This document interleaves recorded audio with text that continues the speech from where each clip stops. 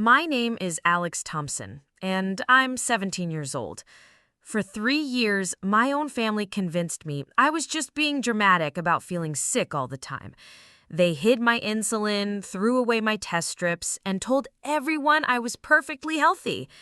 They said I was attention-seeking, that I was trying to get out of responsibilities, that teenagers always complain about something. When I collapsed into a diabetic coma during my soccer match with my blood sugar at 847, the paramedics said I was minutes away from death. My parents stood in that hospital hallway and told the doctors that they had no idea I was diabetic. But I have proof they knew. I have recordings of them laughing about hiding my medication. I have text messages where they planned to teach me a lesson about being overdramatic. 3 years of medical neglect almost killed me, and they smiled at concerned neighbors while my body was literally shutting down. Before we jump back in, tell us where you're tuning in from, and if this story touches you, make sure you're subscribed because tomorrow I've saved something extra special for you. Growing up in Millbrook, Ohio, I thought I had won the family lottery. Our brick house on Maple Street sat perfectly in the center of Oakwood Heights, where every lawn looked like it belonged in a magazine and every family seemed to have their lives completely figured out. My dad, Mike Thompson, sold insurance with the kind of confidence that made people trust him instantly. He had this way of making everyone feel like he genuinely cared about protecting their future, which made what happened to me even more twisted. My mom, Patricia, managed the largest bank branch in town and was known for her attention to detail and her perfectly organized desk. She volunteered for every school fundraiser, hosted book club meetings in our living room, and never missed a parent-teacher conference. From the outside, we looked like the family everyone wanted to be. The Thompson household ran on schedules and expectations. Dinner happened at 6:30 sharp, homework was checked every night at 8, and family movie night was non-negotiable every Friday. We attended St. Mark's Lutheran Church every Sunday morning, sitting in the third pew from the front where everyone could see us. My parents valued appearances above almost everything else. Our house was always ready for unexpected visitors, our yard was professionally maintained, and we dressed appropriately for every occasion. I learned early that how things looked mattered more than how they actually were. My childhood had been relatively normal until I turned 14. That's when everything started changing, though it would take me years to understand what was really happening to my body.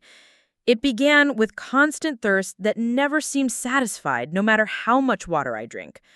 I would finish entire bottles during soccer practice and still feel like my mouth was full of cotton. Then came the exhaustion that felt like someone had drained all the energy from my bones. I would sleep for 10 hours and wake up feeling like I hadn't rested at all. My vision would blur during important tests, making it impossible to focus on words that seemed to dance across the page. I started losing weight despite eating constantly, and I developed this strange, fruity smell on my breath that I couldn't get rid of no matter how often I brushed my teeth. When I first mentioned these symptoms to my parents, they dismissed them as typical teenage complaints. Growing pains, they called it. Hormones. Stress from school. My mother would sigh and tell me that everyone my age felt tired because I was staying up too late on my phone. My father would joke that I was drinking too much water because I was trying to avoid doing chores. When I complained about blurry vision, they accused me of trying to get out of reading assignments. Every symptom was reframed as either normal adolescent behavior or evidence that I was looking for attention. The pattern became predictable and incredibly frustrating. I would describe how I was feeling, they would provide an alternative explanation that made me sound lazy or manipulative, and then they would move on as if the conversation had never happened. When I started getting up multiple times during the night to use the bathroom, my mother installed a lock on the upstairs bathroom and told me I was being inconsiderate of everyone else's sleep. When I mentioned that I was constantly hungry but still losing weight, my father praised me for finally taking care of my appearance and suggested I was developing better self-control. Every genuine health concern was twisted into either a character flaw or a positive development that proved I was maturing. School became my refuge in ways I hadn't expected. My best friend Jordan Martinez had known me since elementary school, and she was the first person to notice that something was seriously wrong. We had been inseparable since third grade, when she moved to Millbrook from Phoenix, and I was assigned to be her buddy for the first week. Jordan had this incredible ability to see through pretense and lies, which made her an amazing friend, but sometimes an uncomfortable mirror. She would watch me during lunch periods, counting how many times I got up to get water or use the bathroom. She noticed when I started bringing bigger and bigger lunches, but somehow kept getting thinner. She saw me struggling to read the whiteboard from our seats in the middle of the classroom. Jordan's family provided a stark contrast to mine when it came to handling health concerns. Her mother, Carmen Martinez, was a registered nurse at Millbrook General Hospital who took medical symptoms seriously and believed in addressing problems before they became emergencies. When Jordan mentioned that I seemed to be drinking excessive amounts of water and urinating frequently, Mrs. Martinez immediately asked follow-up questions that my own parents had never bothered to consider. She wanted to know if I was experiencing unexplained weight loss, fatigue, or changes in my vision. When Jordan confirmed that I had complained about all of these things, Mrs. Martinez suggested that I needed to see a doctor immediately. The conversation with Mrs. Martinez was the first time an adult had listened to my symptoms and responded with concern instead of dismissal. She explained that the combination of excessive thirst, frequent urination, unexplained weight loss, and fatigue could indicate several serious medical conditions that required immediate attention. She offered to speak with my parents about scheduling a doctor's appointment, but I knew they would never listen to concerns from someone outside our family. My parents had always been suspicious of outside interference and viewed other people's medical advice as overreacting or attention-seeking behavior that they didn't want to encourage.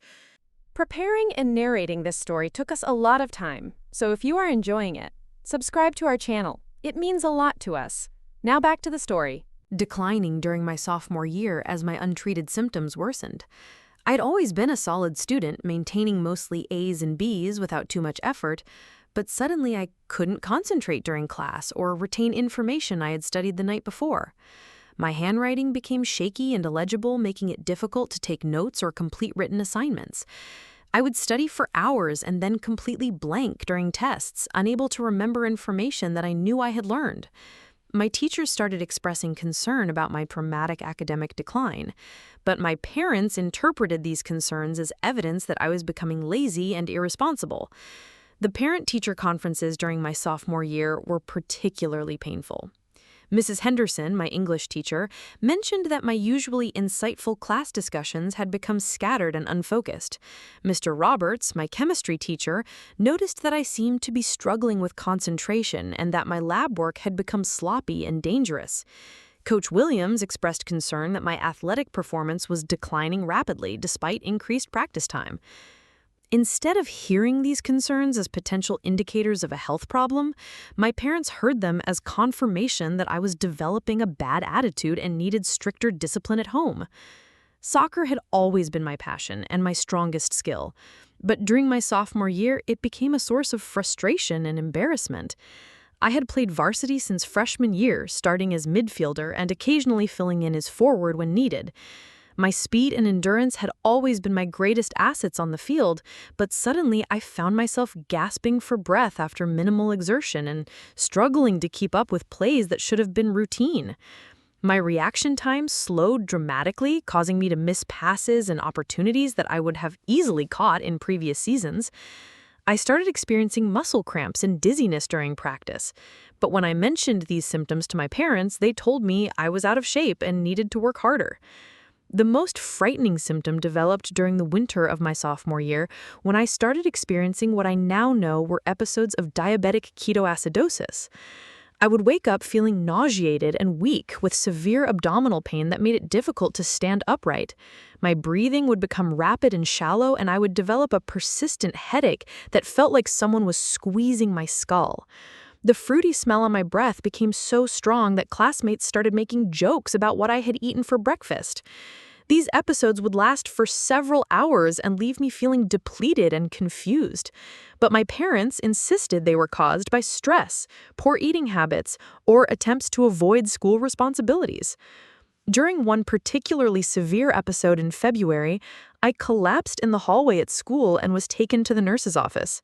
Miss Foster, our school nurse, took one look at my symptoms and immediately called my parents to recommend emergency medical evaluation. She had worked in pediatric care before becoming a school nurse and recognized the signs of diabetic ketoacidosis immediately. When my mother arrived to pick me up, Miss Foster tried to explain her concerns about my symptoms and strongly urged immediate medical attention. My mother thanked her politely, but dismissed her recommendations as overreacting, explaining that I had been under stress lately and just needed rest at home. That conversation marked the beginning of a pattern that would continue for the next year. Medical professionals would express concern about my symptoms and recommend evaluation. My parents would smile and nod and thank them for their concern, and then they would do absolutely nothing to address the underlying problem. Miss Foster called my house several more times over the following weeks, leaving messages about her continued concerns and offering to help coordinate medical care. My parents never returned her calls and eventually asked the school administration to limit Miss Foster's contact with our family unless there was a genuine emergency. The spring semester of my sophomore year brought new symptoms that were impossible to ignore. I developed frequent infections that wouldn't heal properly, including cuts and scrapes that would become infected and take weeks to resolve. My gums started bleeding when I brushed my teeth, and I developed recurring yeast infections that were both painful and embarrassing. I was constantly cold, even during warm weather, and I started experiencing numbness and tingling in my hands and feet that made it difficult to write or walk for long periods. My menstrual cycle became irregular and eventually stopped completely, which my mother attributed to stress and weight loss rather than recognizing as a serious medical symptom. Jordan's mother became increasingly concerned as she watched my health deteriorate over the course of several months. Mrs. Martinez had worked with diabetic patients throughout her nursing career and recognized the classic progression of untreated type 1 diabetes. She tried multiple times to approach my parents at school events and community gatherings, gently suggesting that my symptoms warranted medical evaluation. My parents would listen politely and then change the subject, making it clear that they didn't welcome outside medical opinions about their child. Mrs. Martinez later told me that she had considered calling Child Protective Services, but wasn't sure they would take action based on medical neglect that hadn't yet resulted in hospitalization. The summer before my junior year is when everything started accelerating toward the crisis that would eventually save my life. I had gotten a part-time job at the local ice cream shop, thinking that staying busy would help me feel better and prove to my parents that I wasn't lazy or attention-seeking. Instead, the physical demands of the job made my symptoms dramatically worse. I would become dizzy and disoriented while working, causing me to drop orders and make mistakes that frustrated my manager. I started calling in sick frequently, which my parents saw as evidence that I was irresponsible and didn't appreciate the opportunity to work.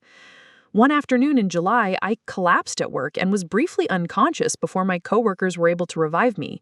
The manager insisted on calling an ambulance, but I begged him not to because I knew my parents would be furious about the attention and expense. Instead, he called my mother to come pick me up immediately. When she arrived, she was more concerned about apologizing to my manager for the disruption than she was about my medical condition. She explained to him that I had been having some teenage drama lately and was probably just overheated from working in the summer weather. That incident should have been a wake-up call. Have been the wake-up call that led to proper medical care. But instead, it became another example of my parents' ability to reframe medical emergencies as behavioral problems. They grounded me for the rest of the summer for embarrassing our family and costing them money and lost wages. They told me that if I was too sick to work reliably, then I was obviously too sick to have privileges like going out with friends or participating in social activities. The punishment felt particularly cruel because I genuinely didn't understand why I kept getting sick and desperately wanted to feel normal again. Jordan spent most of that summer trying to convince me to seek medical care without my parents' permission, but I was 17 and didn't know how to navigate the healthcare system independently. I was also terrified of the consequences if my parents discovered that I had gone against their wishes by seeking medical attention they deemed unnecessary. Jordan's mother offered multiple times to take me to the emergency room or to schedule an appointment with her own doctor, but I was too scared of my parents' reaction to accept her help. Looking back, I realized that my parents had successfully isolated me from potential sources of help by convincing me that seeking outside medical opinions would be a betrayal of our family. The beginning of my junior year brought a new level of medical crisis that even my parents couldn't completely ignore. I was now experiencing severe symptoms on a daily basis, including frequent vomiting, extreme fatigue that made it difficult to stay awake during class, and episodes of confusion where I would lose track of conversations or forget where I was supposed to be. My weight loss had become so dramatic that my clothes hung loose on my frame, and I had developed dark circles under my eyes that made me look chronically ill. Several teachers approached my parents during the first week of school to express concern about my appearance and behavior, but my parents continued to insist that I was just adjusting to the increased academic demands of junior year. Part 2, the promise and engagement. This isn't just another story about medical neglect or family dysfunction. What I'm about to share with you will reveal how people who are supposed to love and protect you can become the very ones who put your life in danger.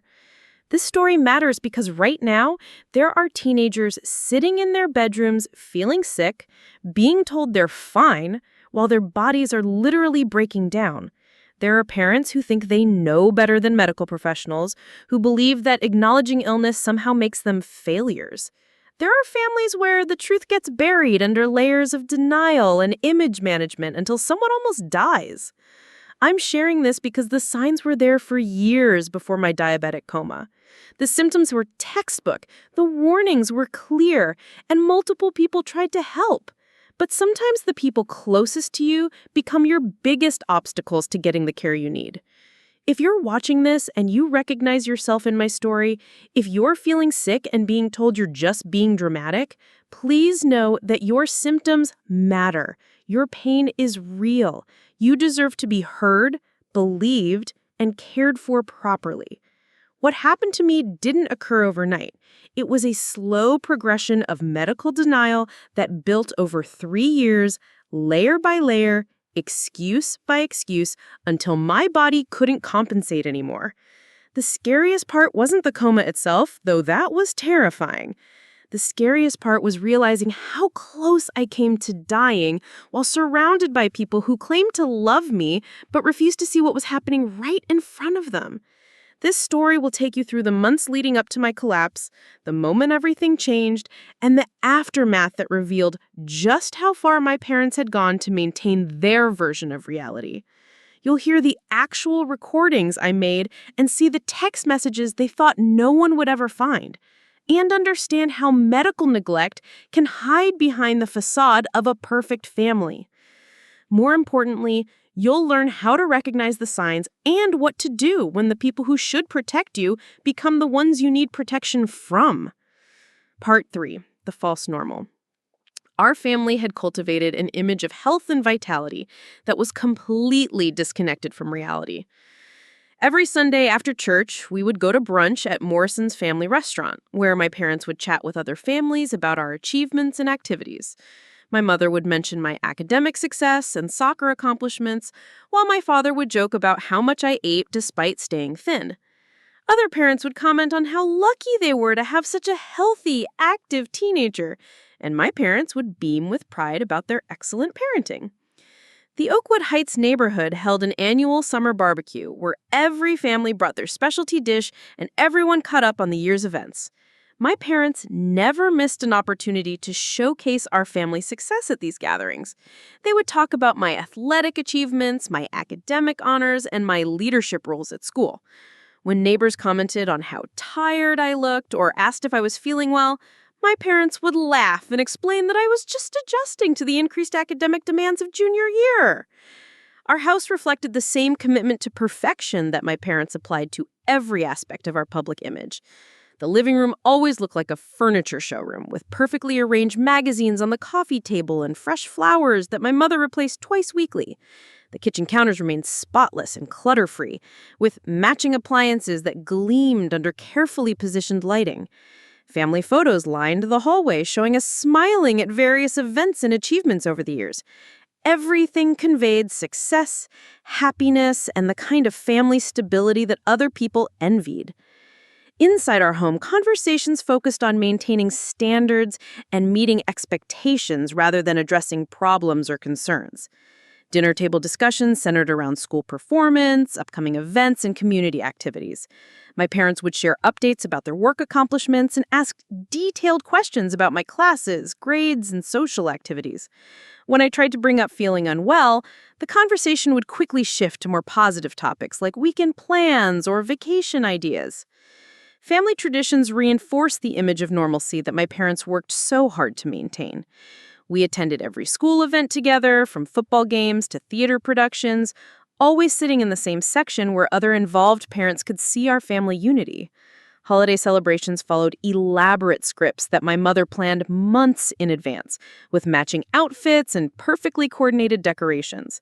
Parties were documented extensively with professional quality photos that would later appear on social media as evidence of our family's happiness and success. The disconnect between our public image and private reality became more apparent as my health declined, but my parents seemed determined to maintain the facade regardless of the cost. When I started missing school due to illness, they would tell neighbors and teachers that I was participating in special academic programs or attending family events. When I stopped participating in soccer due to exhaustion and weakness, they explained to other parents that I was focusing on my studies and exploring new interests. Every symptom, every missed activity, every sign of declining health was reframed as a positive choice or temporary adjustment. Our medical history, as presented to the outside world, was equally fictional. My parents would tell people that our family had excellent health and that we rarely needed medical care beyond routine checkups. They would joke about how lucky they were to have a teenager who never complained about feeling sick or demanded unnecessary doctor visits. When other parents shared stories about their children's health challenges or medical appointments, my parents would express sympathy while privately congratulating themselves on their superior parenting and genetic luck. The most disturbing aspect of this false normal was how completely my parents seemed to believe their own narrative. They didn't appear to be consciously lying about my health. They had genuinely convinced themselves that my symptoms were either imaginary or insignificant. When I would describe feeling weak or nauseous, they would look at me with such genuine confusion that I started questioning my own perceptions. Their ability to reframe reality was so complete that they could watch me struggle with obvious illness while maintaining absolute certainty that nothing was wrong. Part 4. The Key Players. Introduction. My father, Mike Thompson, was the kind of man who inspired confidence in everyone he met. Standing 6 feet tall with perfectly styled graying hair and an easy smile, he looked exactly like what people expected from a successful insurance agent. His office walls were covered with awards for sales performance and community service, and he was known throughout Millbrook for his involvement in local business organizations and charitable causes. Mike had grown up in a family where weakness was not tolerated and medical complaints were seen as character flaws, an attitude he carried into his own parenting with devastating consequences. Mike's approach to problem solving involved controlling the narrative and eliminating variables that didn't fit his desired outcome. In his professional life, this made him excellent at helping clients find insurance solutions that met their specific needs while staying within budget constraints. In his personal life, this same approach meant that any problem that couldn't be easily solved was redefined as not actually being a problem. He genuinely believed that most medical issues could be resolved through better diet, more exercise, and improved attitude. And he viewed doctors as expensive resources that should only be used for emergencies or routine preventative care. The most chilling aspect of my father's personality was his ability to rationalize anything that contradicted his worldview. When I started showing obvious signs of illness, he didn't become concerned about my health. Instead, he became concerned about what my symptoms might say about his parenting or our family's image. He would study my face during conversations about feeling unwell, not looking for signs of genuine distress, but analyzing whether I was being manipulative or attention-seeking. His love for me was real, but it was conditional on my conforming to his expectations of what a healthy, successful teenager should be. Mike's relationship with authority figures, including medical professionals, was complex and often adversarial. He respected expertise in theory, but became defensive when that expertise contradicted his own opinions or suggested that he had made mistakes as a parent. When school nurses or teachers expressed concern about my health, he would listen politely and then explain why their concerns were unnecessary or based on incomplete information. He had a talent for making other people doubt their own professional judgment, while appearing reasonable and cooperative. My mother, Patricia Thompson, presented a different but equally problematic dynamic. Where my father was controlling and decisive, my mother was anxious and avoidant. She worked as a bank manager, a position that required attention to detail and careful risk assessment, skills that seemed to abandon her completely when it came to my health concerns. Patricia had grown up in a family where medical problems were seen as shameful secrets that should be hidden from outsiders, and she carried this attitude into her own family with tragic results. Patricia's anxiety manifested as an obsessive need to maintain appearances and avoid conflict at all costs.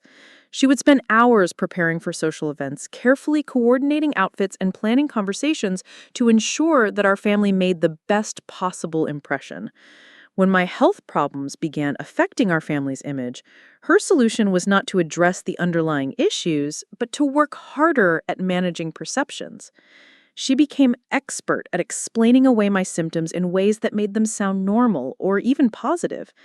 The most heartbreaking aspect of my mother's behavior was that she genuinely cared about my well-being while being completely unable to advocate for my needs. She would notice when I looked pale or tired, and she would express private concern to my father about my declining health.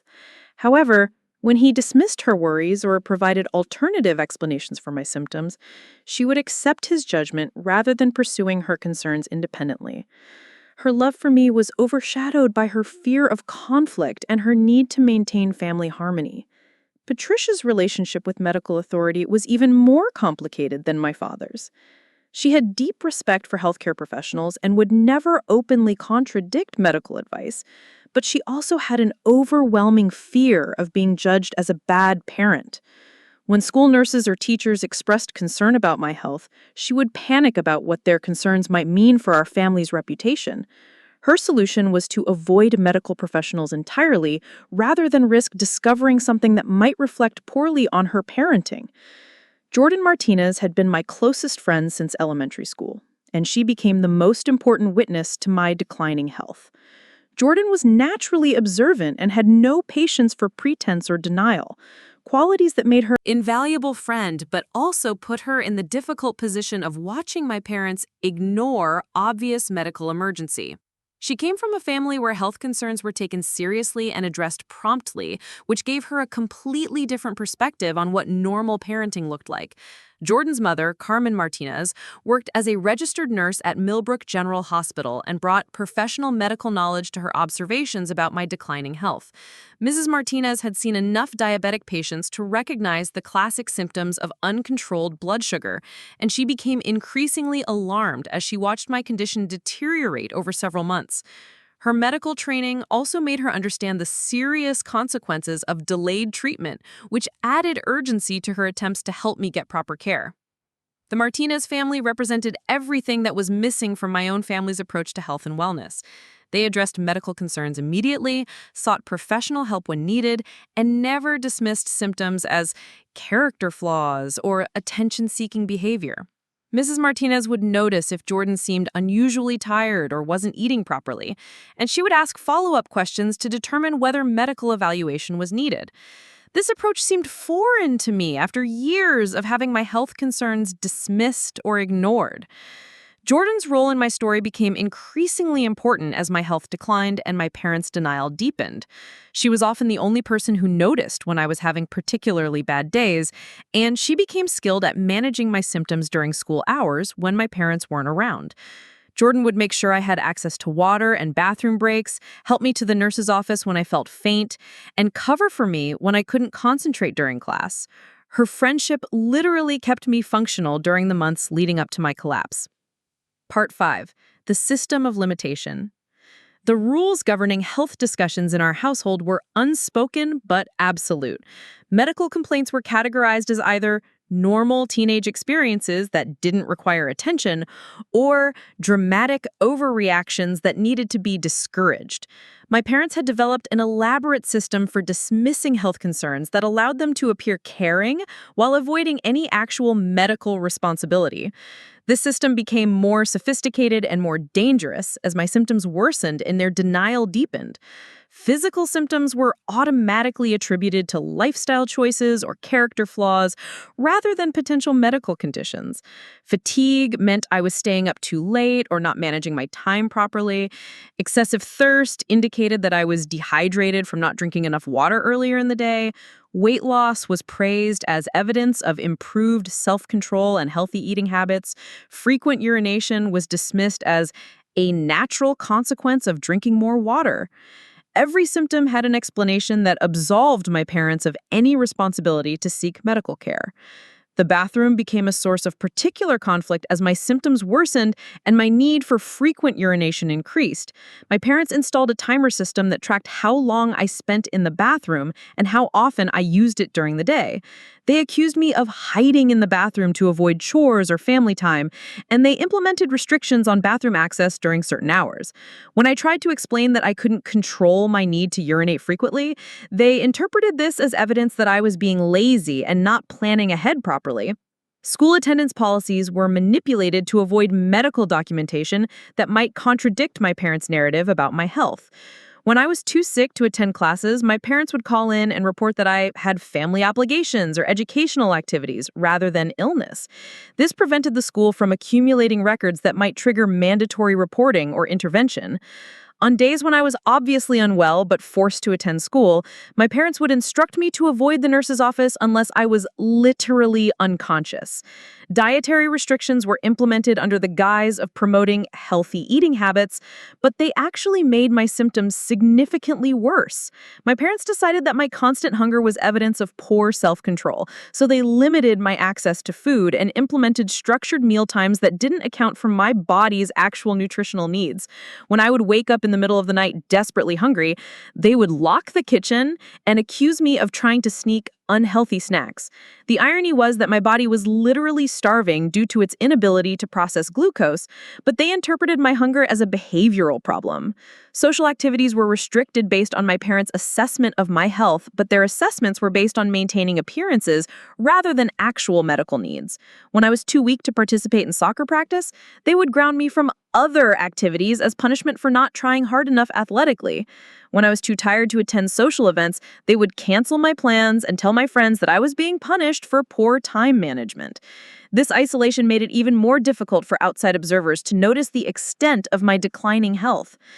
Medical appointments were avoided entirely through a combination of denial and logistical barriers.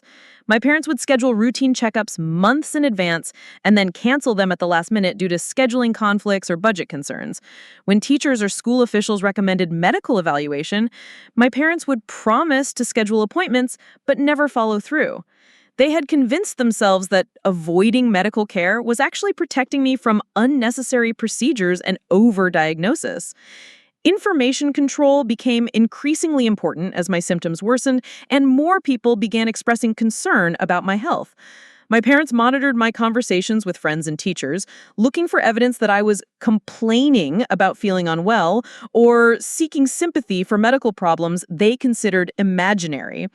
They would coach me on how to respond to questions about my health, providing scripts that emphasized my academic and athletic achievements while minimizing any discussion of symptoms or concerns. The most insidious aspect of this system was how it made me complicit in my own medical neglect.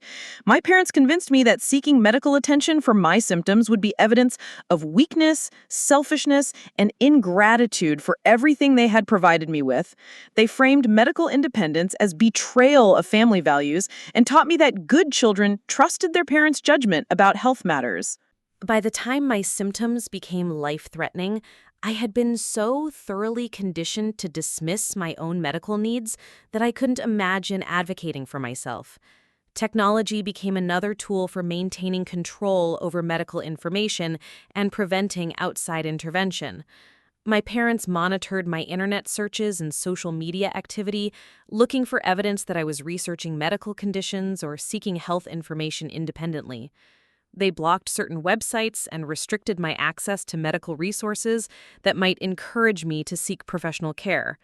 When I tried to use school computers to research my symptoms, they received notifications and accused me of being hypochondriacal and attention-seeking. The comparison to other families became a constant source of manipulation and shame. My parents would point to families where teenagers never complained about health problems as evidence that my symptoms were unusual and inappropriate. They would praise other parents for not indulging their children's medical complaints and position themselves as superior parents who didn't enable weakness or drama. This constant comparison made me feel like my symptoms were somehow a moral failing rather than signs of serious illness. Emergency situations were redefined to exclude anything that wasn't immediately life-threatening, creating a standard that almost guaranteed delayed medical care. My parents established criteria for emergency medical attention that were so restrictive that they essentially eliminated the possibility of preventative care or early intervention. Unless I was unconscious, bleeding heavily, or had broken bones, they considered the situation manageable at home through rest and improved attitude. This standard meant that even severe diabetic symptoms were classified as non-emergencies that didn't require medical attention. Part 6. The Discovery of Passion, Purpose. During the chaos of my declining health and my parents' increasing denial, I found an unexpected source of strength and identity in the most unlikely place, the Millbrook Central High School debate team. What started as a desperate attempt to find somewhere I belonged despite feeling constantly ill became the foundation for discovering who I was beyond my family's expectations and limitations. The debate team met during lunch periods, which meant I could participate without requiring evening transportation that my parents might deny based on my supposed poor health management. Mrs. Patricia Hendricks, our debate coach, was a former attorney who had left corporate law to teach high school English and civics.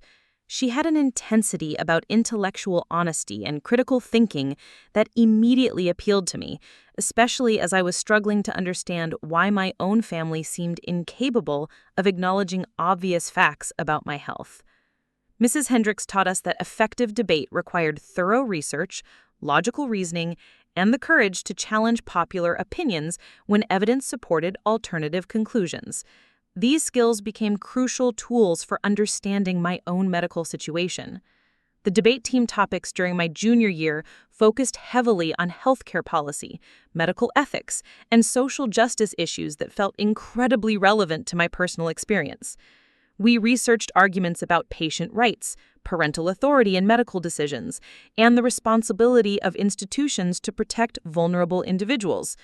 As I prepared for competitions, I found myself learning about medical conditions, treatment protocols, and the legal frameworks designed to ensure appropriate care. This academic research gave me vocabulary and concepts for understanding what was happening to my own body. My first major debate competition was on the topic of healthcare access for minors, and I was assigned to argue the affirmative position supporting expanded medical rights for teenagers. The research required for this position led me to discover information about diabetes, insulin therapy, and the consequences of delayed treatment that made my blood run cold. Reading medical journals and case studies, I began to recognize my own symptoms described with clinical precision in academic papers about undiagnosed type 1 diabetes in adolescents. The irony was not lost on me that I was becoming an expert on healthcare advocacy while being denied basic medical care in my own home.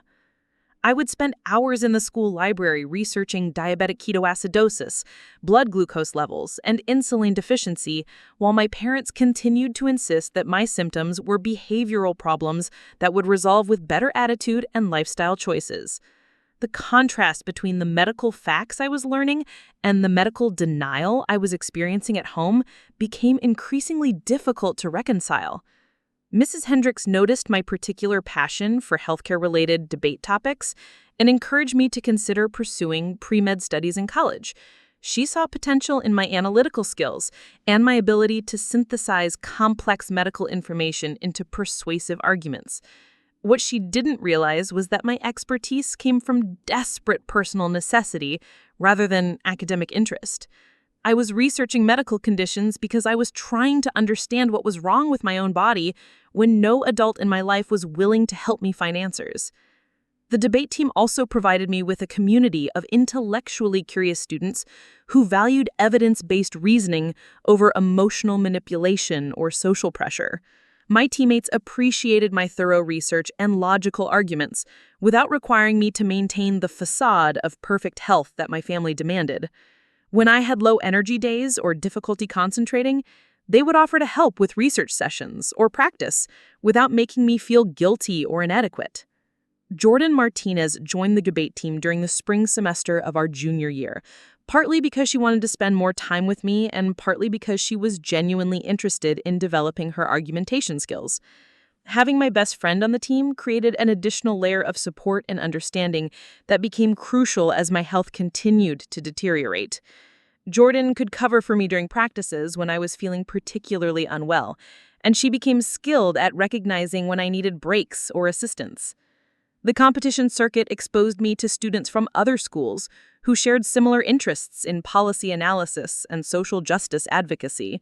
Many of these students came from families where intellectual curiosity was encouraged and where questioning authority was seen as a valuable skill rather than a character flaw. Trust my own judgment about my health concerns. One particularly memorable competition focused on the ethics of medical decision-making for minors, and I found myself arguing passionately about scenarios that felt uncomfortably similar to my own situation. The judge praised my emotional investment in the topic and my detailed knowledge of medical ethics, commenting that I spoke about healthcare access with the conviction of someone who had personal experience with medical advocacy. Her observation was more accurate than she realized, though I wasn't ready to share the full extent of my personal connection to the topic. The academic success I achieved through debate competition provided a stark contrast to my declining performance in other classes, where my untreated diabetes was making concentration and memory increasingly difficult. Mrs. Hendricks began to notice that my debate performance remained strong, while my grades in other subjects were suffering, and she started asking questions about whether I was facing challenges at home that might be affecting my academic consistency. Her concern was genuine and observant, but I wasn't ready to reveal the extent of my family's medical denial. The research skills I developed through debate team became essential tools for understanding my own medical condition and advocating for my needs. I learned how to evaluate medical sources, understand statistical data, and identify credible healthcare information. These skills helped me recognize that my symptoms were serious and required immediate professional attention, even when every adult in my family insisted otherwise. The confidence I gained through successful debate competitions also gave me courage to trust my own judgment about my health needs. Mrs. Hendricks introduced our team to several guest speakers who were medical professionals, healthcare advocates, and policy experts. One particularly impactful speaker was Dr. Angela Foster, a pediatric endocrinologist who specialized in treating adolescents with diabetes. Dr. Foster's presentation about recognizing early signs of diabetes and the importance of prompt treatment felt like she was speaking directly to my situation. After her presentation, I approached her with questions about diabetes symptoms, and her answers confirmed my growing suspicion that I needed immediate medical evaluation. The knowledge I gained through debate team research created an increasingly painful disconnect between what I knew about my medical condition and what my family was willing to acknowledge. I could recite statistics about diabetic complications, explain the physiology of insulin deficiency, and argue persuasively about patient rights, but I couldn't convince my own parents to take my symptoms seriously or seek professional medical care. This disconnect became a source of tremendous frustration and fear as my health continued to decline. The spring debate tournament season coincided with a significant worsening of my diabetic symptoms, creating a situation where I was achieving academic success in healthcare advocacy while experiencing medical crisis in my personal life. My tournament performances remained strong because I was passionate about the subject matter and because debate competitions provided short bursts of intense focus that I could manage despite my declining health. However, the physical demands of traveling to competitions and maintaining the energy needed for multiple rounds of debate became increasingly difficult. Part 7. The growth and recognition. As my expertise in healthcare policy and medical ethics grew through debate team research, I began to attract attention from teachers and administrators who recognized my potential for advocacy and leadership. Principal Margaret Foster, who had observed several of my debate performances, approached me about joining the Student Advisory Committee that worked with the school board on policy issues affecting student welfare. This invitation felt like validation of my analytical skills and my commitment to evidence-based problem solving, even as my own health situation remained unresolved. The Student Advisory Committee met monthly to discuss issues ranging from academic policies to student safety protocols, and I found myself particularly drawn to discussions about health services and crisis intervention procedures. My contributions to these discussions were informed by extensive research about healthcare access and patient rights, though I carefully avoided revealing the personal experiences that motivated my interest in these topics. Committee members and adult advisors praised my thorough preparation and thoughtful analysis of complex policy issues.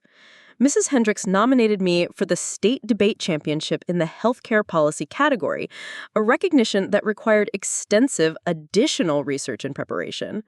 The nomination felt like confirmation that my academic interests and analytical skills were valuable, even though my personal health situation remained desperate and unacknowledged.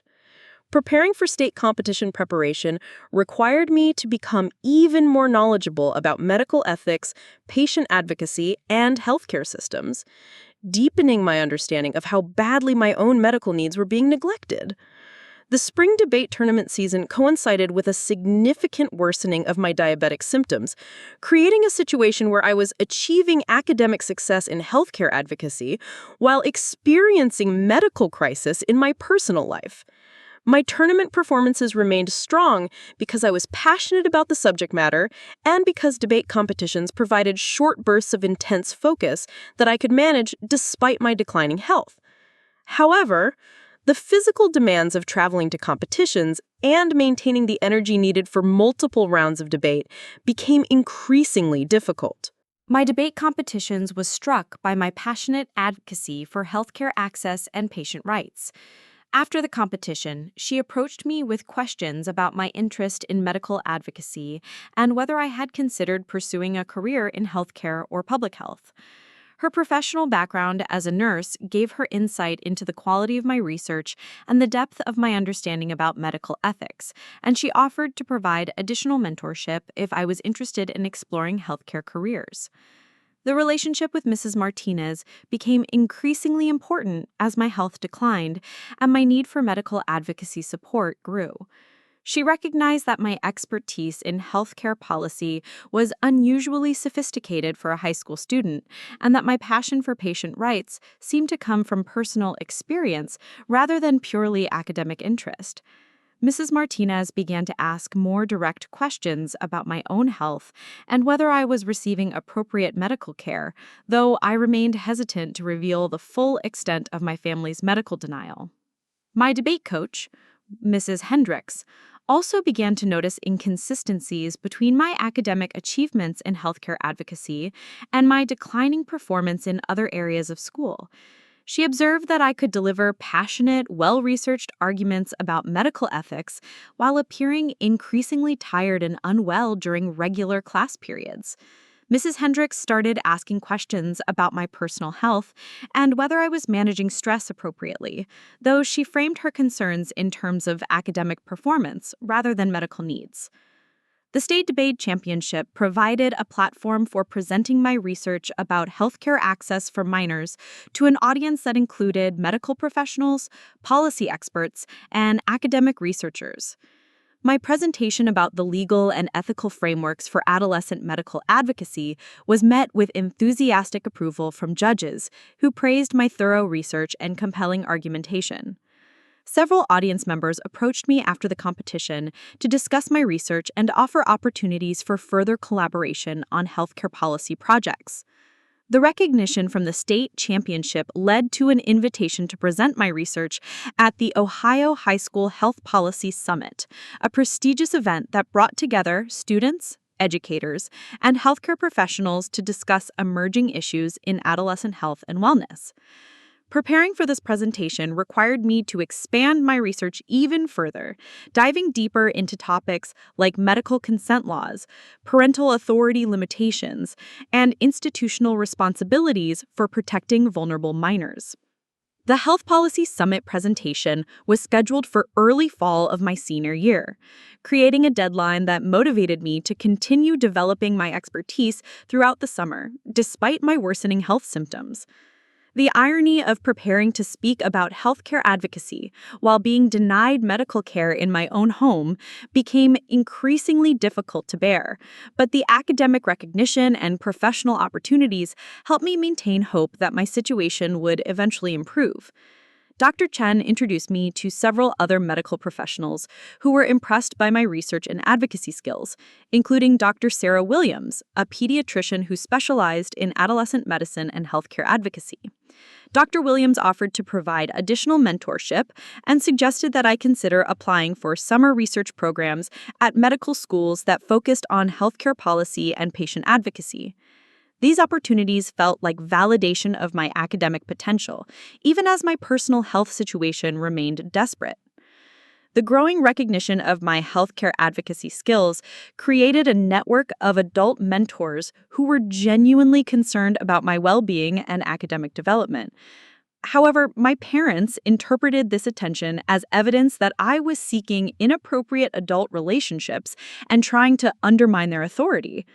They became increasingly suspicious of my extracurricular activities and started restricting my participation in debate competitions and academic conferences, claiming that I was becoming too focused on activities that took time away from family responsibilities.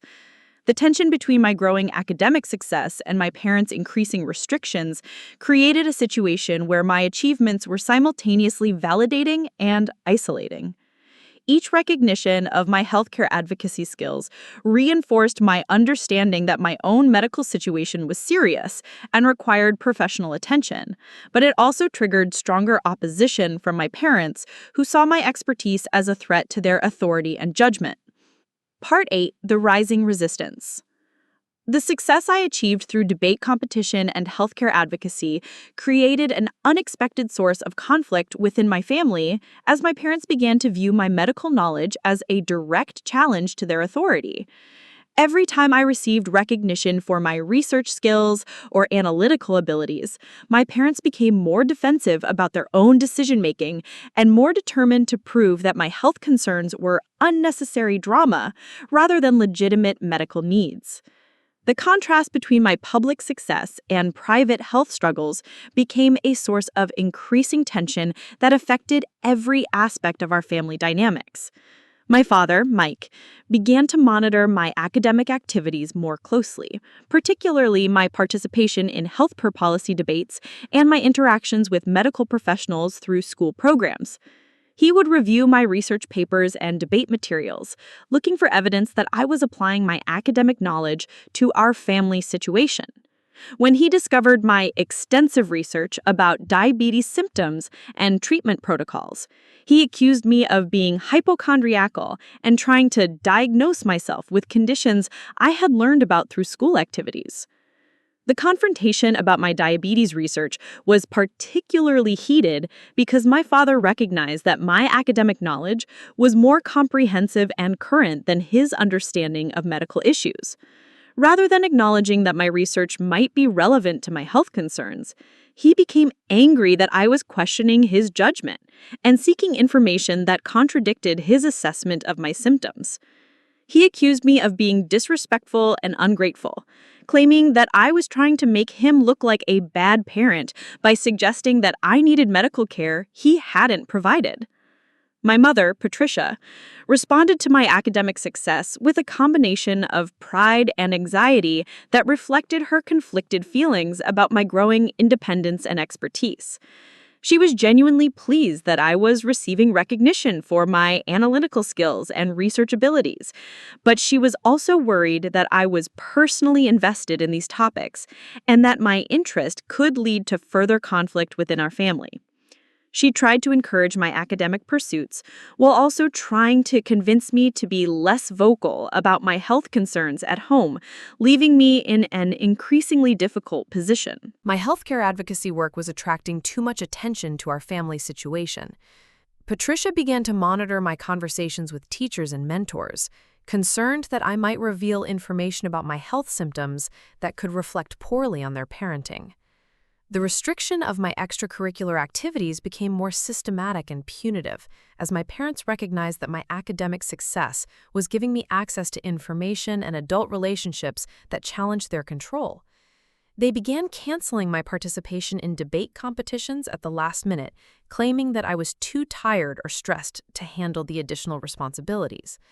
When teachers or coaches called to ask about my absences, my parents would explain that they were helping me develop better balance between academic achievement and family obligations. Mrs. Hendricks became increasingly concerned about the sudden restrictions on my debate team participation, especially since my academic performance and enthusiasm for the subject matter remained strong. She attempted to contact my parents to discuss my continued involvement in debate activities, but they became defensive and accusatory during these conversations. They claimed that Mrs. Hendricks was encouraging me to prioritize school activities over family relationships, and that her influence was contributing to my disrespectful attitude at home. The conflict with Mrs. Hendricks escalated when she suggested that my research about healthcare policy and patient rights demonstrated readiness for advanced academic opportunities, including summer programs at universities and internships with healthcare organizations. My parents interpreted these suggestions as evidence that Mrs. Hendricks was trying to interfere with their parenting decisions and encourage me to seek independence that they considered inappropriate for my age. They requested that I be removed from advanced debate activities and prohibited from participating in any programs that involved overnight travel or extended time away from home. Jordan Martinez and her mother became increasingly worried about the restrictions my parents were placing on my activities, particularly since these restrictions coincided with obvious deterioration in my physical health.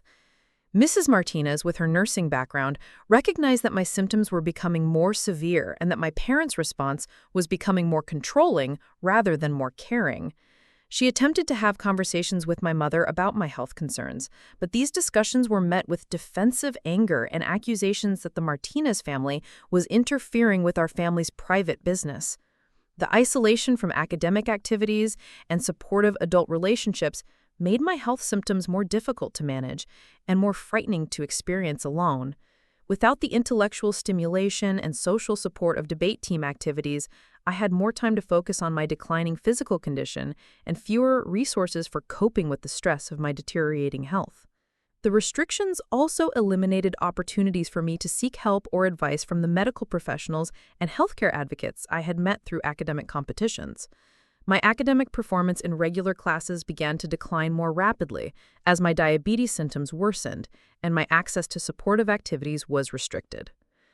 Teachers who had previously praised my analytical skills and research abilities started expressing concern about my decreased participation and declining assignment quality. When these teachers contacted my parents to discuss my academic struggles, my parents attributed the problems to my being overwhelmed by too many extracurricular activities and assured them that restricting my involvement in debate team would improve my focus on core academic subjects. The most insidious aspect of my parents' increasing restrictions was how they reframed my academic achievements as evidence of problems rather than successes. My expertise in healthcare policy was presented as obsessive behavior that needed to be discouraged. My relationships with mentors and coaches were described as inappropriate dependencies that prevented me from developing proper family relationships. My passion for medical advocacy was characterized as attention-seeking behavior that diverted energy from more appropriate teenage activities. The systematic elimination of my support systems coincided with a significant worsening of my physical symptoms that made it increasingly difficult to maintain the facade of normal teenage life. I was experiencing daily episodes of nausea, dizziness, and extreme fatigue that made it difficult to concentrate during classes or participate in family activities. My weight loss had become dramatic enough that clothing hung loose on my frame, and I had developed dark circles under my eyes that made me look chronically ill. The disconnect between my obvious physical deterioration and my parents' continued insistence that I was perfectly healthy became a source of tremendous psychological stress that compounded my medical symptoms. I was experiencing the cognitive dissonance of knowing that I was seriously ill while being told repeatedly that my symptoms were imaginary or exaggerated. The isolation from supportive adults and academic activities eliminated most of my opportunities to seek validation or assistance for my health concerns. The spring semester of my junior year brought a new level of medical crisis, as my diabetic symptoms reached a point where they could no longer be hidden or ignored, even by my parents. I was experiencing frequent episodes of diabetic ketoacidosis that left me nauseated, confused, and barely functional. My vision became so blurred that I could barely read assignments or see the whiteboard during classes. I started having episodes where I would lose consciousness briefly, which my parents attributed to stress and poor sleep habits rather than medical emergency. The most frightening development was the onset of severe abdominal pain and difficulty breathing that indicated my body was beginning to shut down from prolonged insulin deficiency. These symptoms were impossible to ignore or attribute to behavioral problems, but my parents responded by increasing their restrictions and accusations rather than seeking medical care. They claimed that I was experiencing psychosomatic symptoms brought on by too much stress and too much focus on medical topics through my academic activities. The final weeks of the school year became a desperate struggle to maintain basic functionality while experiencing increasingly severe diabetic symptoms and increasingly hostile family dynamics. My parents had effectively isolated me from all sources of support and validation while my body was preparing to go into complete metabolic failure. The stage was set for the medical crisis that would finally force acknowledgement of the reality they had been denying for years, but by then it would almost be too late to save my life. Part 9. The Pivotal Opportunity. The soccer season of my senior year presented what would become the defining moment of my entire ordeal, though I didn't recognize its significance at the time.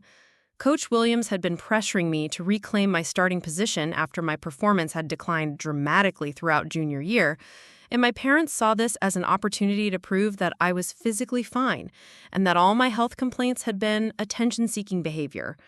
They became obsessed with the idea that a strong soccer performance would vindicate their years of dismissing my symptoms and demonstrate their superior parenting to the entire community. The Millbrook Central soccer team had qualified for the regional championship tournament, a prestigious achievement that brought attention from college scouts and local media coverage. My parents viewed this tournament as the perfect stage for me to demonstrate the health and athleticism they had always claimed I possessed, despite the obvious evidence of my deteriorating condition. They began pushing me to increase my training intensity and commit to playing in every tournament game, regardless of how I was feeling on any particular day. The preparation for the regional tournament became a nightmare of forced athletic performance while my body was failing from uncontrolled diabetes. My parents would wake me early for additional training sessions, ignoring my complaints of fatigue and weakness. They monitored my food intake obsessively, claiming they were optimizing my athletic nutrition while actually restricting my access to the foods my diabetic body desperately needed. They tracked my water consumption and bathroom visits, interpreting my frequent urination as evidence of poor hydration strategy rather than diabetic symptoms. Coach Williams, who had been my strongest athletic supporter throughout high school, began expressing serious concerns about my physical condition during tournament preparation. She noticed that my endurance had declined to the point where I could barely complete warm-up exercises without becoming breathless and dizzy. My coordination had deteriorated so significantly that I was missing basic passes and struggling with ball control that had once been automatic. Most alarmingly, she observed that I was losing consciousness briefly during particularly intense drills. The conversation between Coach Williams and my parents about my fitness for tournament play became a crucial test of their commitment to maintaining their denial about my health. Coach Williams explained that she was worried about my safety on the field and suggested that I needed medical clearance before participating in high-intensity competition. She detailed specific incidents where I had collapsed during practice and expressed concern that I might be developing a serious medical condition that required professional evaluation before I could safely continue playing. My parents' response to Coach Williams' concerns revealed the extent to which their denial had become pathological and dangerous. Rather than acknowledging the validity of her observations, they accused her of being influenced by my dramatic tendencies and suggested that she was enabling my attempts to avoid athletic responsibility. They insisted that I was physically capable of tournament play and that any performance issues were mental rather than physical. They demanded that Coach Williams allow me to participate fully in the tournament despite her safety concerns. The conflict with Coach Williams escalated when she threatened to prohibit my participation in the tournament unless I provided medical documentation of my fitness to play. My parents interpreted this requirement as a personal attack on their parenting and an unnecessary bureaucratic obstacle to my athletic success.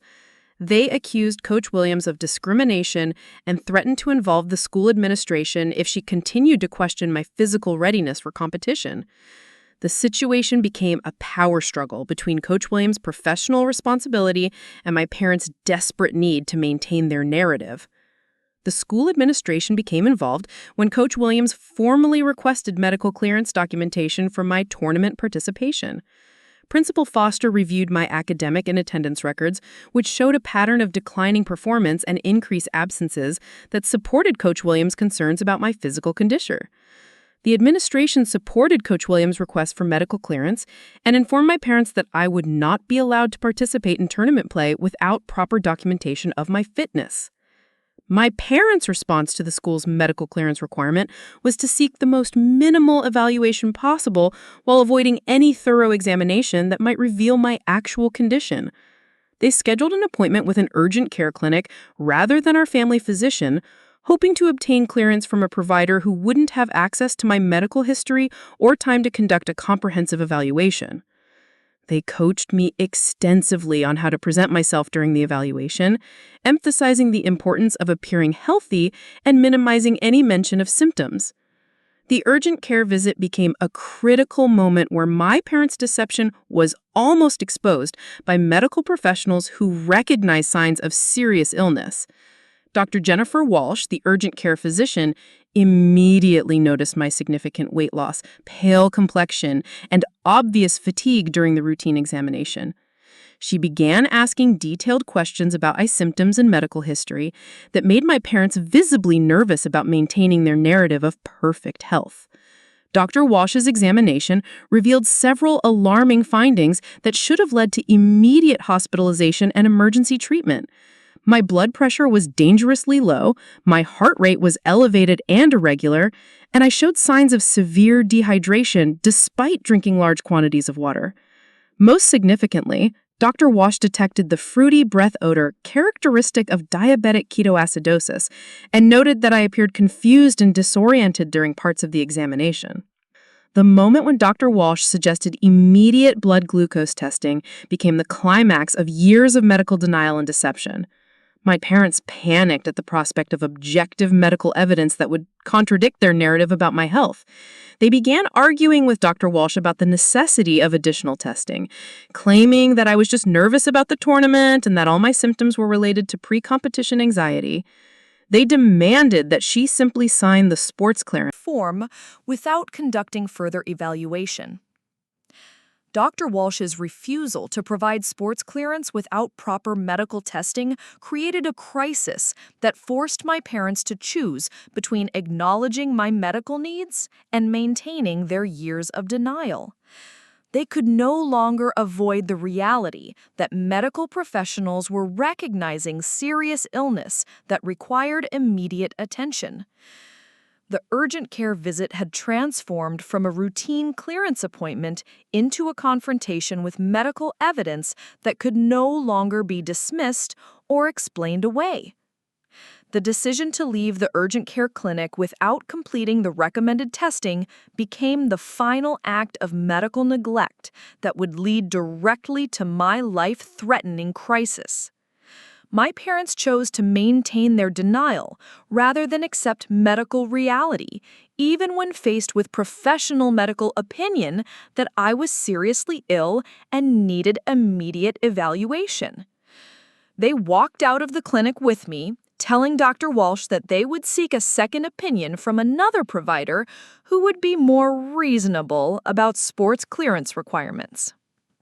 The drive home from the urgent care clinic was filled with angry accusations that I had deliberately sabotaged the medical evaluation by appearing sick and answering questions in ways that made Dr. Walsh suspicious. My parents blamed me for the failure to obtain sports clearance and threatened serious consequences if I continued to present myself as ill to medical professionals. They announced that they would find another provider who would give me proper clearance for tournament play regardless of how long it took or how many appointments were necessary. The desperation in my parents' reaction to the urgent care visit revealed how completely their identities had become invested in maintaining the fiction of my perfect health. They could not acknowledge my medical needs without also acknowledging years of negligent parenting and potentially criminal medical neglect. The sports clearance requirement had backed them into a corner where they either had to admit the truth or double down on their denial with potentially fatal consequences. The tournament was scheduled to begin in 3 days, creating a deadline that intensified the pressure to resolve the medical clearance issue quickly. My parents spent the following day calling different clinics and physicians' offices looking for a provider who would give me sports clearance without conducting the thorough evaluation that had alarmed Dr. Walsh. They were determined to find medical validation for their belief that I was healthy enough for intense athletic competition, even as my symptoms continued to worsen hourly. The final night before the tournament, I experienced the most severe diabetic episode of my entire ordeal, though I wouldn't understand what was happening until much later. I woke up in the middle of the night with severe abdominal pain, difficulty breathing, and confusion that made it hard to understand where I was or what was happening. I called for my parents, but when they found me vomiting and barely conscious, they attributed my condition to pre-tournament nerves and insisted that I would feel better in the morning after getting proper rest. Part 10. The Plan and Risk. The morning of the regional tournament arrived with my parents more determined than ever to prove that I was healthy enough to play, despite my obvious physical deterioration overnight.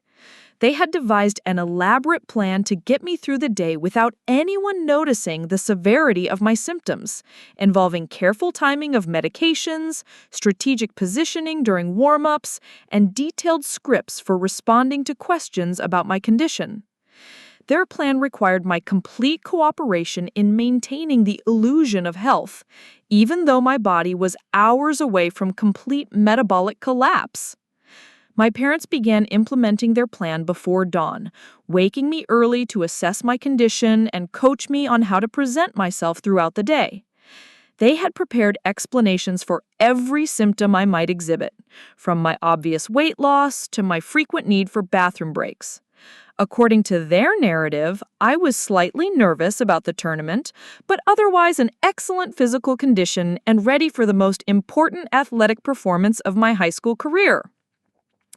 The preparation ritual involved careful attention to my appearance to minimize visual evidence of my declining health.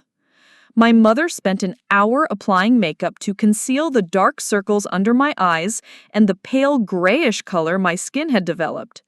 She selected clothing that would hide my dramatic weight loss and coached me on how to stand and move in ways that would appear confident and energetic. Every detail was calculated to support the impression that I was a healthy, well-prepared athlete ready for competition. The transportation to the tournament venue became an opportunity for final coaching about how to interact with coaches, officials, and other players throughout the day.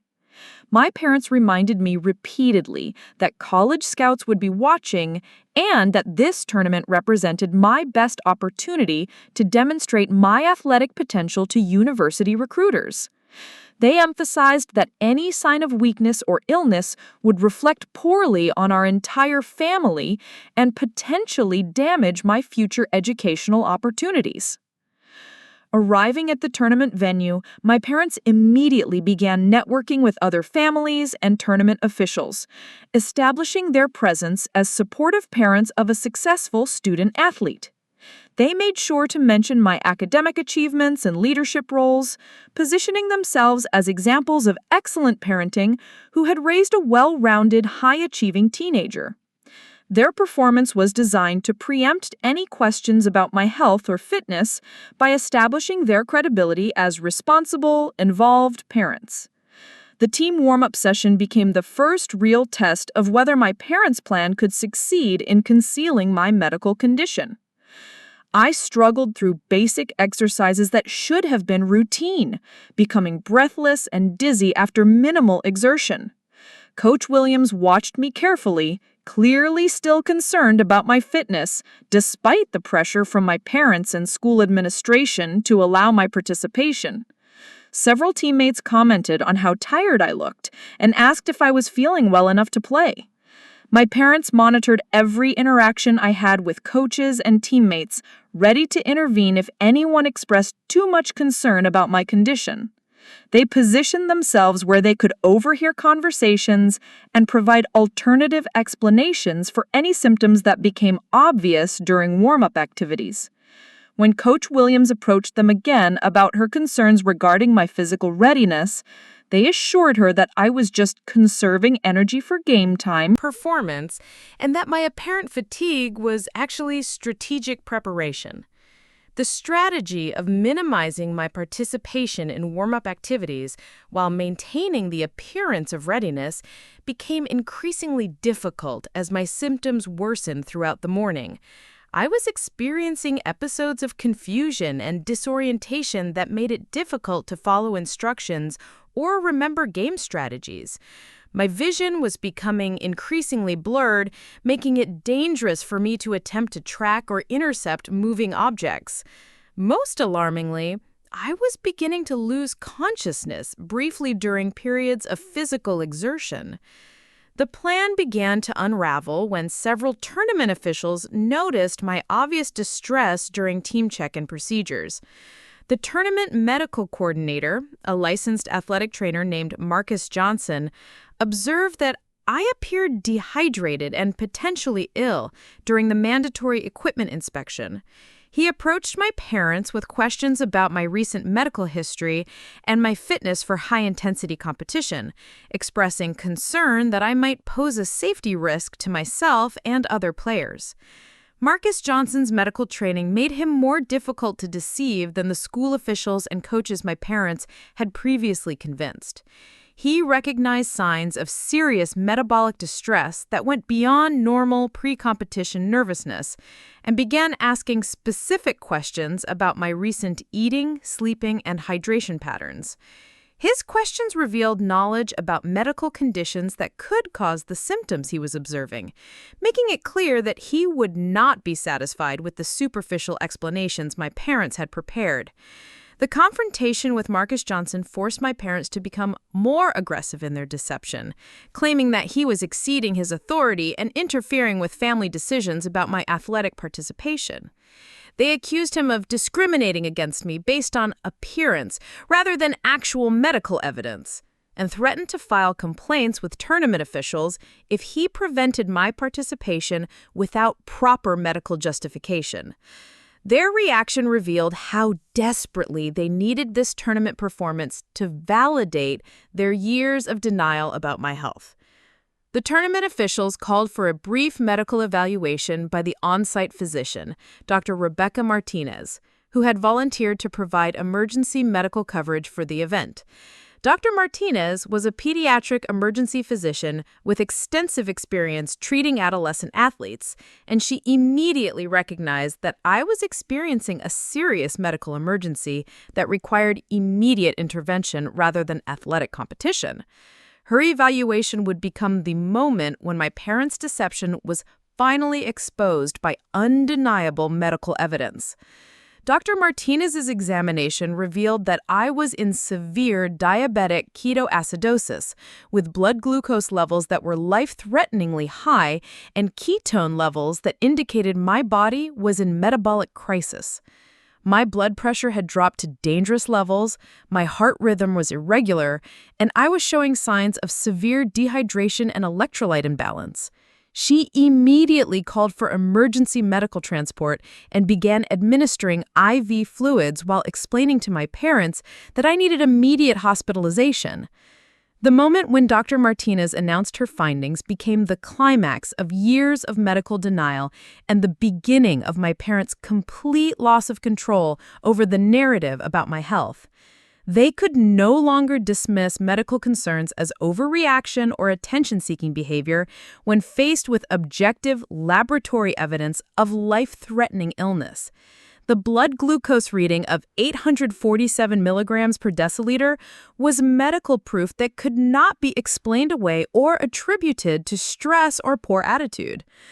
My parents' reaction to Dr. Martinez's diagnosis revealed the extent to which they had become psychologically invested in their denial.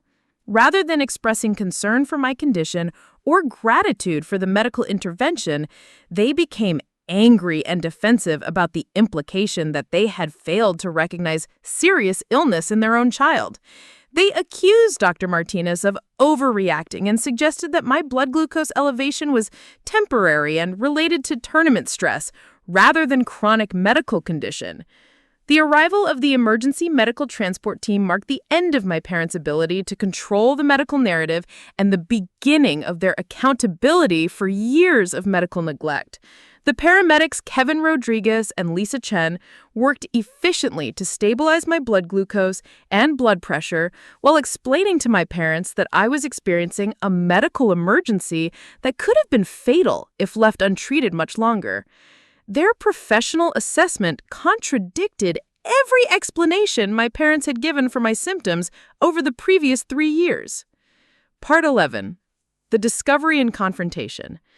The emergency department at Millbrook General Hospital erupted into controlled chaos the moment our ambulance arrived, with my blood glucose readings still climbing despite the initial treatment administered during transport. Dr. Amanda Wells, the attending emergency physician, took one look at my condition and immediately called for the hospital's pediatric intensive care team, recognizing that I was experiencing one of the most severe cases of diabetic ketoacidosis she had seen in an adolescent patient. The medical team's urgent response contradicted everything my parents had claimed about the severity of my condition. Dr. Wells began rapid-fire questioning of my parents about my medical history, recent symptoms, and any previous diabetes diagnosis or treatment.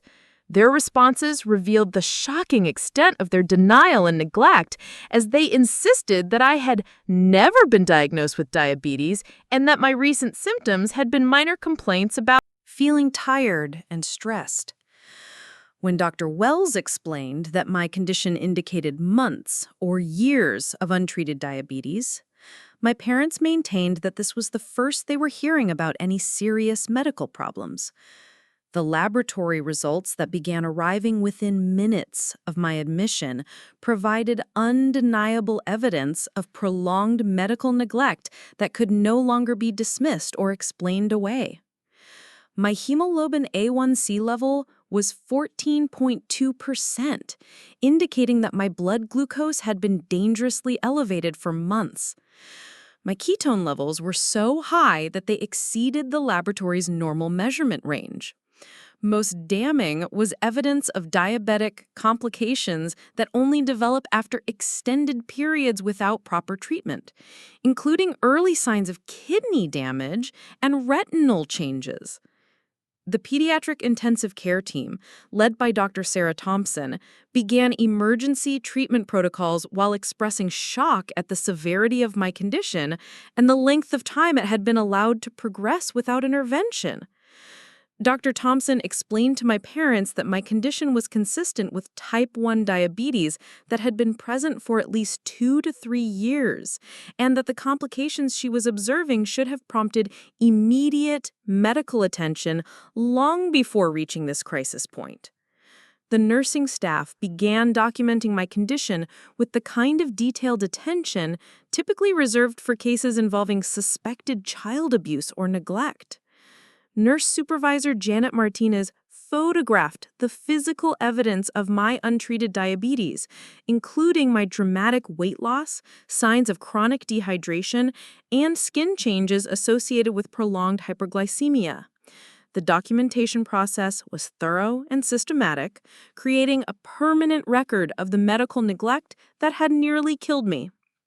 Dr. Wells initiated a conversation with my parents that would become the first formal acknowledgement of their medical negligence and the beginning of their legal accountability for my condition.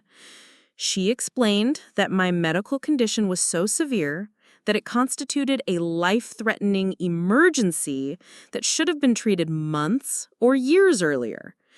When my parents continued to insist that they had no knowledge of my diabetes, Dr. Wells pointed out that the symptoms would have been obvious to any reasonable caregiver, and that failing to seek medical attention constituted dangerous neglect. The most explosive moment came when Dr. Wells asked directly whether my parents had ever sought medical evaluation for my symptoms, or whether they had been advised by medical professionals to pursue further testing. My mother, Patricia, began to crack under the pressure of direct questioning and admitted that school nurses and coaches had expressed concerns about my health that they had chosen to dismiss. This admission opened the door to more detailed questioning about what my parents had known and when they had known it. The revelation that school personnel had repeatedly recommended medical evaluation for my symptoms transformed the hospital staff's understanding of my situation from medical emergency to potential criminal case. Dr. Wells immediately contacted the hospital's social work department and began following protocols for suspected medical neglect of a minor. The hospital's legal team was notified that they might need to coordinate with law enforcement agencies regarding potential charges against my parents. Jordan Martinez and her mother arrived at the hospital within hours of my admission, having been notified by Coach Williams about my collapse at the tournament. Mrs. Martinez, with her nursing background, immediately understood the severity of my condition and began asking pointed questions about how my diabetes had been allowed to progress to such a dangerous state without treatment. Her questions as a medical professional carried weight that my parents could not dismiss as easily as they had dismissed concerns from teachers and coaches. The confrontation between Mrs. Martinez and my parents in the hospital waiting room became a public exposure of years of medical denial and negligence. Mrs. Martinez detailed the conversations she had attempted to have with my parents about my obvious symptoms and their consistent refusal to seek medical evaluation. She described specific incidents where she had offered to help arrange medical care and had been told that her concerns were unnecessary interference in family business. The most damaging revelation came when Mrs. Martinez mentioned that she had documented her concerns about my health in emails and text messages to my parents over the course of several months. She offered to provide these communications to the medical team and social workers as evidence of the repeated warnings my parents had received about my deteriorating condition. The existence of written documentation of their knowledge and refusal to act would later become crucial evidence in legal proceedings. Dr. Thompson approached my parents with test results that provided additional evidence of chronic medical neglect, including signs that my diabetes had been severe enough to cause organ damage that would require ongoing treatment and monitoring. She explained that the kidney function abnormalities and retinal changes she had discovered were irreversible consequences of prolonged untreated diabetes that could have been prevented with appropriate medical care. The medical evidence made it impossible for my parents to maintain that my condition was sudden or unpredictable. The hospital's social worker, Linda Foster, arrived to conduct interviews with my parents about my home environment and medical care history. Ms. Foster was experienced in cases involving medical neglect and immediately recognized inconsistencies in my parents' explanations for how my condition had been allowed to progress without treatment. Her questions were designed to determine whether my situation met the legal criteria for child abuse through medical neglect and whether immediate protective action was necessary. The most shocking discovery came when hospital staff contacted my previous healthcare providers to obtain my medical records and found that my parents had actively avoided medical care by canceling appointments and failing to follow up on recommended testing. Dr. James Parker, who had been my pediatrician until age 14, revealed that he had recommended diabetes screening during my last visit after noting symptoms consistent with metabolic disorder. My parents had never scheduled the recommended follow-up testing and had stopped bringing me for routine care entirely. The revelation that my parents had been specifically advised to pursue diabetes testing and had chosen to ignore this recommendation transformed their neglect from passive oversight to active endangerment. Dr. Parker's medical records documented his concerns about symptoms and his specific recommendations for further evaluation, creating a paper trail that proved my parents had been warned about my condition by medical professionals and had chosen to ignore professional medical advice. The pediatric endocrinology team arrived to assume management of my diabetes care and to assess the extent of complications from years of delayed treatment. Dr. Michael Chen, the pediatric endocrinologist, explained that my condition was among the most severe cases of delayed diabetes diagnosis he had encountered in his career, and that my survival was remarkable given the extent of metabolic damage my body had sustained. His assessment would become crucial documentation of the seriousness of my parents' medical neglect. Part 12, The Ordeal Crisis. The next 72 hours in the pediatric intensive care unit became a desperate battle to save my life while my body fought against years of damage from untreated diabetes. My blood glucose levels remained dangerously unstable despite aggressive insulin therapy, causing my mental state to fluctuate between periods of lucidity and episodes of confusion where I couldn't recognize family members or understand where I was. The medical team worked around the clock to prevent the organ failure that threatened to make their efforts meaningless, even as they struggled to undo the metabolic chaos that had been building in my system for years. Dr. Amanda Wells maintained constant supervision of my care as my condition remained touch and go throughout the first night in intensive care. My blood pressure continued to drop despite IV fluid resuscitation, indicating that my cardiovascular system was failing under the stress of prolonged ketoacidosis. The cardiac monitors showed irregular heart rhythms that threatened to progress to complete cardiac arrest if the medical team couldn't stabilize my electrolyte balance and restore normal blood chemistry quickly enough to prevent permanent damage. The nursing staff documented hourly changes in my neurological status as my brain struggled to function normally after years of glucose toxicity and acute metabolic crisis. I would have periods where I could speak coherently and recognize visitors, followed by episodes where I would become agitated and confused, unable to understand basic questions or follow simple instructions. These fluctuations terrified my parents, who were finally witnessing the real consequences of the medical condition they had spent years denying and minimizing. The most frightening development came during my second night in intensive care, when I began showing signs of cerebral edema, a potentially fatal complication where the brain swells due to rapid changes in blood glucose levels. Dr. Sarah Thompson explained to my parents that this complication could cause permanent brain damage or death, and that the medical team would need to slow the rate of glucose correction to prevent further swelling, even though this meant prolonging my metabolic crisis and increasing the risk of other complications. The decision to slow my treatment to prevent brain swelling created an agonizing situation where my parents had to watch me remain critically ill for longer periods while doctors tried to balance competing medical risks. They were forced to confront the reality that their years of denial had created a medical situation so complex and dangerous that even expert medical intervention might not be able to save my life or prevent permanent disability.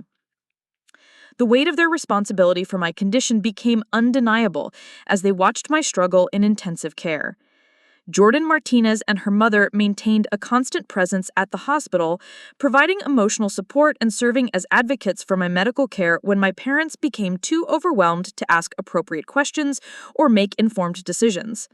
Mrs. Martinez used her nursing knowledge to help my parents understand the medical procedures and treatment decisions, while also documenting incidents that might become important if legal action was pursued against my parents for medical neglect. The hospital's social work team expanded their investigation into my home situation as it became clear that my medical neglect was part of a broader pattern of denial and control that had put my life in danger. Miss Linda Foster conducted detailed interviews with teachers, coaches, and family friends who had observed my declining health and my parents' dismissive responses to their concerns. The pattern that emerged was one of systematic medical neglect that had been enabled by my parents' ability to maintain a facade of responsible parenting to outside observers. The most disturbing discovery came when hospital staff found evidence that my parents had actively hidden my medical supplies and prevented me from seeking treatment even after they became aware that I might have diabetes.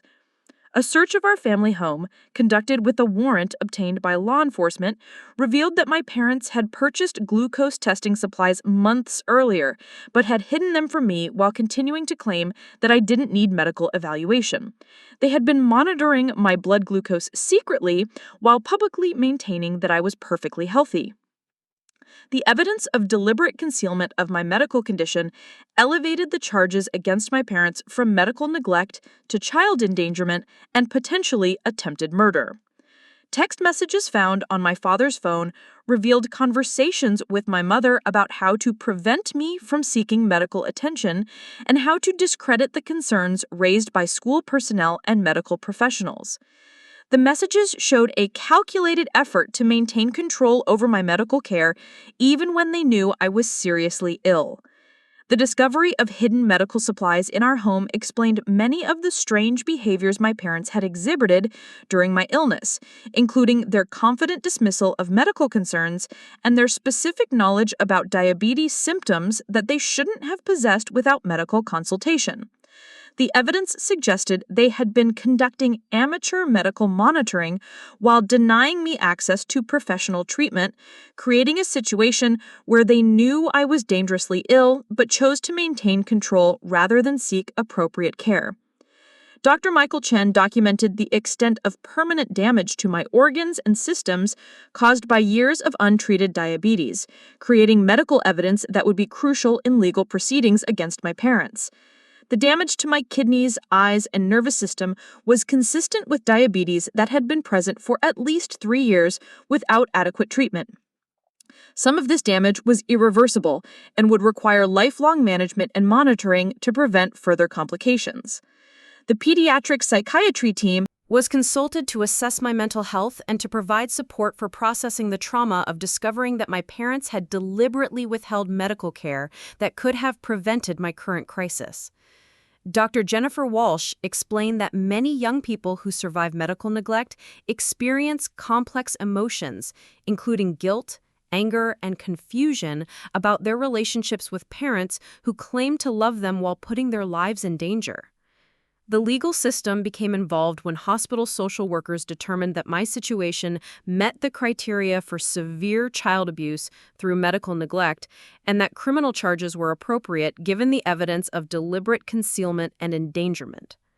Detective Maria Rodriguez was assigned to investigate my case and began collecting evidence that would support prosecution of my parents for crimes ranging from child endangerment to attempted murder, depending on what could be proven about their knowledge and intentions. The media attention surrounding my case began when tournament officials and other families started sharing information about my collapse during the soccer championship and my parents' attempts to force me to play despite obvious serious illness. The story attracted interest from journalists covering child welfare issues and medical ethics, creating public scrutiny that added pressure for appropriate legal action and systemic changes to prevent similar cases of medical neglect by parents who prioritize control over their children's safety and well-being. Jordan Martinez became a crucial witness in the legal proceedings, providing testimony about my obvious symptoms and her mother's attempts to help me get medical care despite my parents' opposition. Her friendship throughout my ordeal demonstrated that my isolation had been imposed by my parents rather than chosen by me, and that I had desperately wanted medical help but had been prevented from seeking it by parental control and manipulation. The medical community rallied around my case as an example of the need for better training and protocols for recognizing and reporting medical neglect by parents. Dr. Amanda Wells presented my case at medical conferences as a teaching example of how healthcare providers should respond when parents refuse appropriate medical care for children with obvious serious illness. Her presentations helped establish better guidelines for healthcare providers facing similar situations. The legal victory came when my father, Mike Thompson, accepted a plea deal that included a sentence of 8 years in prison for child endangerment and conspiracy to prevent medical treatment. The plea agreement included his admission that he had knowingly withheld medical care from me despite being aware that I was seriously ill and needed immediate professional treatment. His admission provided legal validation of everything I had experienced during years of medical denial and abuse. My mother, Patricia Thompson, received a sentence of 5 years in prison with the possibility of parole after 3 years, contingent on completion of mandatory counseling and parenting classes. Her lighter sentence reflected the court's recognition that she had been somewhat controlled by my father, though it also acknowledged that she had been an active participant in the medical neglect that nearly cost me my life. Her sentence included permanent loss of parental rights and restrictions on contact with me. The civil lawsuit against my parents resulted in a significant financial settlement that would cover my ongoing medical expenses and provide compensation for the permanent health damage caused by their neglect. The settlement included provisions for my college education and long-term health care needs, ensuring that I would have the resources necessary to manage my diabetes and pursue my academic and career goals despite the obstacles created by their abuse.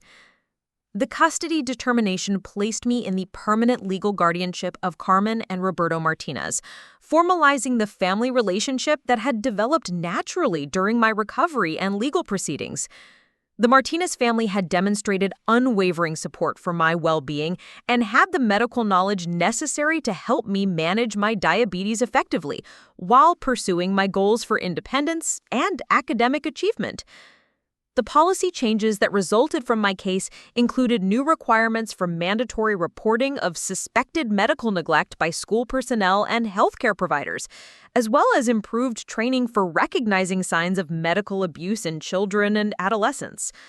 These changes were designed to prevent other children from experiencing the years of suffering and life-threatening medical crisis that I had endured due to systemic failures to protect me from parental medical neglect.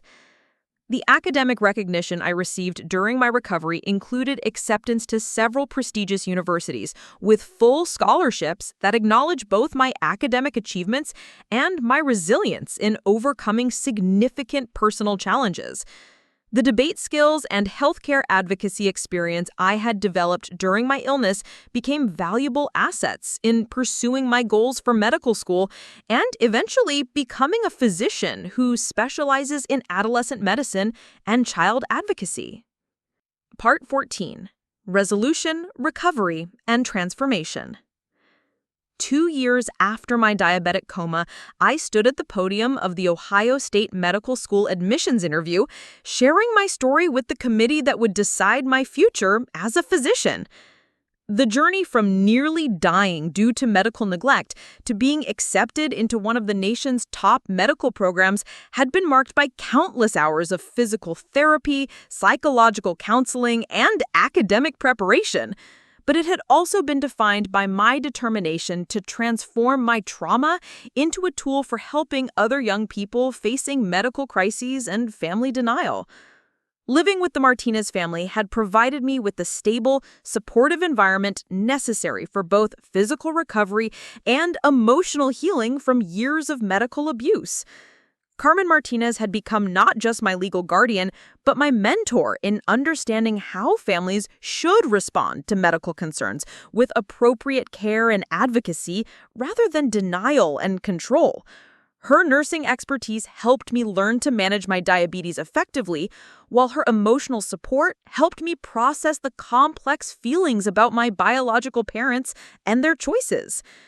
The management of my diabetes required intensive daily attention that included multiple blood glucose checks, insulin injections, careful meal planning, and regular medical monitoring to assess the ongoing damage from years of delayed treatment.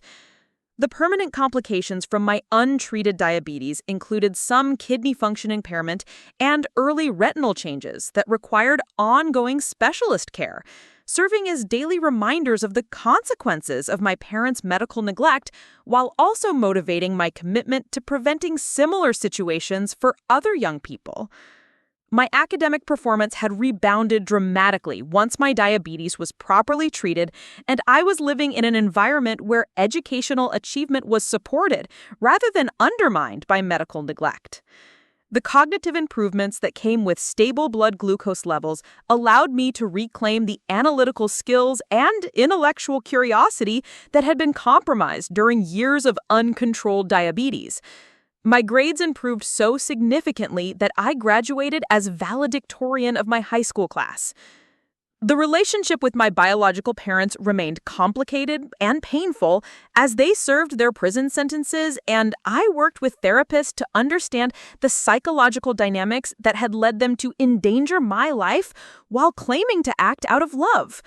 The letters they sent from prison alternated between expressions of remorse and attempts to justify their actions, reflecting their continued struggle to accept responsibility for the severity of their medical neglect and its consequences for my health. Today, I'm starting my residency in pediatric emergency medicine, specializing in cases involving medical neglect and family crisis intervention. Every day, I see children whose symptoms are dismissed by parents who think they know better than medical professionals. My story saved my life.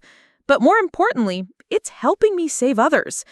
If you're watching this and recognizing yourself in my experience, please know that your symptoms matter. Your pain is real, and you deserve proper medical care regardless of what anyone tells you. Trust your body, seek help, and remember that surviving medical neglect makes you stronger than you ever imagined possible. Up next, you've got 2 more standout stories right on your screen. If this one hit the mark, you won't want to pass these up. Just click and check them out.